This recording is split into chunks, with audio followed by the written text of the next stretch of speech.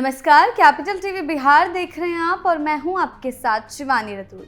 बिहार की राजनीति में एक बार फिर लालू परिवार घिरता नजर आ रहा है। सोशल मीडिया से लेकर सियासी गलियारों तक हड़कंप मचा हुआ है और वजह बने हैं जेडीयू प्रवक्ता नीरज कुमार के तीखे सवाल। प्रचंड जीत के बाद बीजेपी और जेडीयू की पैनी नजर अब लालू परिवार की हर गतिविधि पर है और इसी कड़ी में लालू राबड़ी आवास को लेकर नीरज कुमार ने प्रशासन को अलर्ट करते हुए बड़ा हमला बोला है।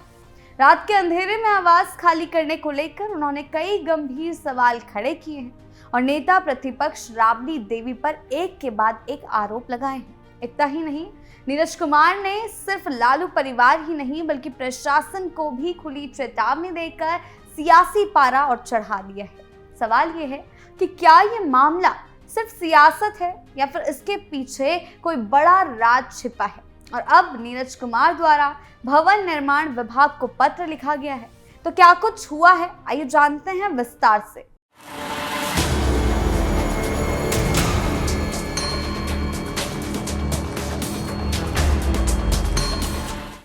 लालू राबड़ी आवास पर बवाल, नीरज कुमार ने जमकर खदेड़ा। जी हां, इन दिनों बंगला विवाद एक बड़े मुद्दे के रूप में उभर कर सामने आया है। शुरुआत में ये मामला भले ही एक सामान्य राजनीतिक टिप्पणी या सोशल मीडिया पोस्ट तक सीमित लग रहा था, लेकिन अब इसने गंभीर प्रशासनिक और कानूनी सवालों का रूप ले लिया है। जेडीयू के मुख्य प्रवक्ता नीरज कुमार द्वारा भवन निर्माण विभाग को लिखे गए पत्र ने इस पूरे विवाद को नई दिशा दे दी है। इस पत्र के बाद ये साफ हो गया कि मामला सिर्फ राजनीतिक आरोप प्रत्यारोप का नहीं रहा, बल्कि सरकारी संपत्ति, नियमों और प्रक्रियाओं से जुड़ा एक गंभीर विषय बन चुका है। नीरज कुमार के पत्र ने सीधे तौर पर लालू परिवार को सवालों के घेरे में खड़ा कर दिया है, जिससे बिहार की सियासत और भी ज्यादा गर्मा गई। नीरज कुमार ने अपने पत्र में सबसे बड़ा सवाल ये उठाया कि रात के अंधेरे में सरकारी परिसर से जो सामान बाहर ले जाया गया वो आखिर किसका था, और अगर वो सामान सरकारी संपत्ति थी तो उसे हटाने का आदेश किसने दिया और किस अधिकार के तहत दिया गया। सरकारी परिसरों में मौजूद हर वस्तु का रिकॉर्ड होता है और उसे हटाने या स्थानांतरित करने के लिए स्पष्ट लिखित आदेश की आवश्यकता होती है। ऐसे में बिना किसी सार्वजनिक जानकारी के रात में सामान ले जाना कई सवाल खड़े करता है। जेडीयू का कहना है कि ये सिर्फ राजनीतिक मुद्दा नहीं है, बल्कि ये सरकारी नियमों और पारदर्शिता से जुड़ा मामला है जिसे नजरअंदाज नहीं किया जा सकता।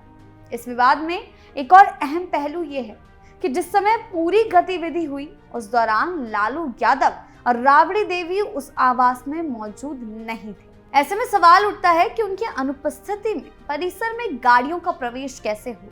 सरकारी आवासों और परिसरों में सुरक्षा के कड़े नियम होते हैं और बिना अनुमति किसी भी वाहन या व्यक्ति का प्रवेश संभव नहीं होता। नीरज कुमार ने इसी बिंदु पर जोर देते हुए पूछा है कि आखिर किसके निर्देश पर यह सब हुआ। अगर आदेश ऊपर से आया था तो उसकी जानकारी सार्वजनिक होनी चाहिए, और अगर नहीं तो ये नियमों का सीधा उल्लंघन माना जाएगा। जेडीयू प्रवक्ता का कहना है कि सरकारी परिसरों में होने वाली हर गतिविधि का रिकॉर्ड होना जरूरी है, चाहे वो सामान का आना जाना हो या किसी वाहन का प्रवेश। हर चीज की एंट्री रजिस्टर में दर्ज होती है। ऐसे में अगर रात के समय सामान ले जाया गया तो उसका पूरा विवरण विभाग के पास होना चाहिए। उन्होंने भवन निर्माण विभाग से आग्रह किया है कि वो इस पूरे मामले की विस्तृत और निष्पक्ष जांच कराए ताकि सच्चाई सामने आ सके। जेडीयू का रुख साफ है कि अगर इसमें किसी भी स्तर पर नियमों का उल्लंघन हुआ है तो जिम्मेदार लोगों पर कार्रवाई होनी चाहिए। इस पूरे घटनाक्रम ने बिहार की राजनीति में सत्ता पक्ष और विपक्ष के बीच नई खाई पैदा कर दी है। शुरुआत में ये विवाद हल्का माना जा रहा था, लेकिन अब जेडीयू के साथ साथ बीजेपी भी लगातार लालू परिवार पर सवाल उठा रही है। सत्ता पक्ष का आरोप है कि लालू परिवार को सरकारी संपत्ति और नियमों का सम्मान करना चाहिए था, लेकिन उन्होंने ऐसा नहीं किया। वहीं विपक्ष की ओर से ये कहा जा सकता है कि ये सब राजनीतिक बदले की भावना से किया जा रहा है। हालांकि जिस तरह से सरकारी नियमों और प्रक्रियाओं की बात सामने लाई जा रही है, उससे ये मामला केवल राजनीति तक सीमित नहीं रह गया है। सरकार की ओर से संकेत भी मिल रहे हैं कि इस मामले को गंभीरता से लिया जा रहा है। कहा यह भी जा रहा है कि सरकार अब एक्शन मोड में है और किसी भी तरह की अनियमितता को बर्दाश्त नहीं किया जाएगा। जेडीयू का ये रुख बताता है कि पार्टी अब पीछे हटने के मूड में नहीं है।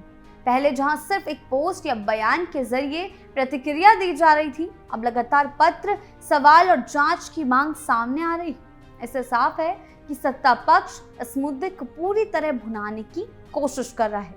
इस विवाद का एक और महत्वपूर्ण पहलू ये है कि अगर सामान निजी था तो उसकी जानकारी सार्वजनिक क्यों नहीं की गई। नीरज कुमार ने अपने पत्र में साफ कहा है कि अगर हटाया गया सामान निजी संपत्ति था तो भी उसकी पूरी जानकारी सामने आनी चाहिए। इससे न सिर्फ भ्रम दूर होगा बल्कि ये भी साफ हो सकेगा कि नियमों का पालन किया जा रहा है या नहीं। जेडीयू का मानना है कि पारदर्शिता ही इस विवाद का एकमात्र समाधान है, क्योंकि रात के समय ही सामान क्यों बाहर ले जाया गया और जब तक पूरी जानकारी सामने नहीं आती तब तक सवाल उठते रहेंगे। चारों तरफ से घिरा लालू परिवार, सत्ता पक्ष का जोरदार हमला। जी हां, बिहार की राजनीति में लालू प्रसाद यादव और उनका पूरा परिवार हमेशा से ही चर्चा के केंद्र में रहा है। ऐसे में ये बंगला विवाद उनके लिए एक नई चुनौती बनकर सामने आया है। सत्ता पक्ष लगातार ये दिखाने की कोशिश कर रहा है कि नियमों का उल्लंघन हुआ है, जबकि विपक्ष इसे सिर्फ एक राजनीतिक साजिश करार दे रहा है। लेकिन आम जनता के लिए ये सवाल ज्यादा अहम है कि क्या सरकारी संपत्ति का सही इस्तेमाल हुआ या नहीं, और अगर इसमें कोई गड़बड़ी पाई जाती है तो ये सरकार की जिम्मेदारी बनती है कि वो कार्रवाई करे। इस पूरे मामले में प्रशासन की भूमिका भी बेहद अहम है, क्योंकि कहा यह जा रहा है कि उनको इस मामले में ध्यान देना होगा, निगरानी में ध्यान देना होगा कि आखिर कौन सा सामान हटाया गया है, क्या कोई सरकारी सामान तो ले जाया नहीं गया। भवन निर्माण विभाग की जांच से इन सवालों के जवाब मिल सकते हैं और यही वजह है कि इन सभी चीजों पर अब सभी की निगाहें विभाग की कार्रवाई पर टिकी हुई है।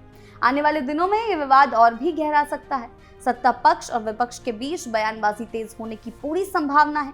जेडीयू और बीजेपी जहां इस मुद्दे को जोर शोर से उठाने में लगी है, वहीं विपक्ष से दबाव की राजनीति बता रहा है। लेकिन सच यही है कि इस पत्र के बाद मामला ठंडा पड़ने के बजाय और ज्यादा गर्म हो गया है और अभी देखना दिलचस्प होगा कि भवन निर्माण विभाग की जांच में क्या सामने आता है और क्या ये विवाद किसी बड़े राजनीतिक या कानूनी नतीजे तक पहुंचता है। इससे पहले भी नीरज कुमार ने कई सवाल खड़े किए थे और गंभीर आरोप भी लगाए थे। कहा गया था कि जब राबड़ी देवी का पूरा परिवार वहां था ही नहीं, अनुपस्थित था, तब 10 सर्कुलर रोड से आधी रात में किसकी आज्ञा से किसने अनुमति प्रदान की सामान शिफ्ट करने का, क्योंकि वहां से पेड़ पौधे ले जाने का मीडिया फुटेज आया है। उन्होंने ये कहा कि सवाल ये उठता है कि ये पेड़ पौधे किसके, क्या ये लालू परिवार की निजी जागीर है या उद्यान विभाग से ये मामला उपलब्ध कराया गया था, ये गमला उपलब्ध कराया गया था। साथ ही आशंका भी जताई जा रही है कि जब घर का अभिभावक यहाँ नहीं है तो किसकी आज्ञा किसने दी पता नहीं चल पा रहा है। तो उस घर के अंदर तो तहखाना भी हो सकता है, वहां पर जमीन का डीड, सोना चांदी, रुपया। जी हाँ, तहखाने की भविष्यवाणी करते हुए जेडीयू प्रवक्ता ने कहा है कि कोई भी कर्म दुनिया का नहीं बचा है जो इस परिवार ने नहीं किया। रेगुलेटर, टॉयलेट और टोटी पर दिए बयान ने एक बार सियासत को फिर गरमाया है। सोशल मीडिया पर लोग कह रहे हैं कि कहीं अखिलेश यादव की तरह लालू परिवार ने टोटी चोरी तो नहीं कर ली है और आवास राबड़ी के नाम पर है, तो आरोप उन पर ही लग रहे हैं। तो कुल मिलाकर बंगला विवाद ने बिहार की राजनीति को एक बार फिर गरमा दिया है। लालू परिवार सवालों के घेरे में है और सरकार सख्त रुख अपनाए हुए नजर आ रही है। ये मामला सिर्फ एक बंगले या सामान तक सीमित नहीं है, बल्कि अब सत्ता, नियम और जवाबदेही से जुड़ा एक बड़ा सवाल बन चुका है। आने वाला समय बताएगा कि ये विवाद किस दिशा में जाता है, लेकिन फिलहाल बिहार की सियासत में ये मुद्दा सबसे ज्यादा चर्चा में बना हुआ है। आपकी इस बारे में क्या राय है, हमें कमेंट सेक्शन में जरूर बताएं। नमस्कार।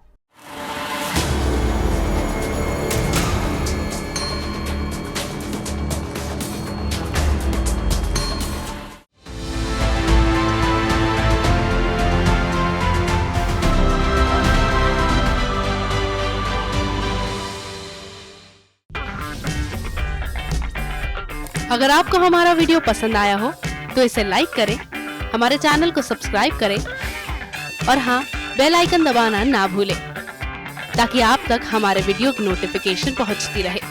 आप अपना सुझाव हमें कमेंट बॉक्स में दे सकते हैं। हमारे साथ जुड़ने के लिए शुक्रिया।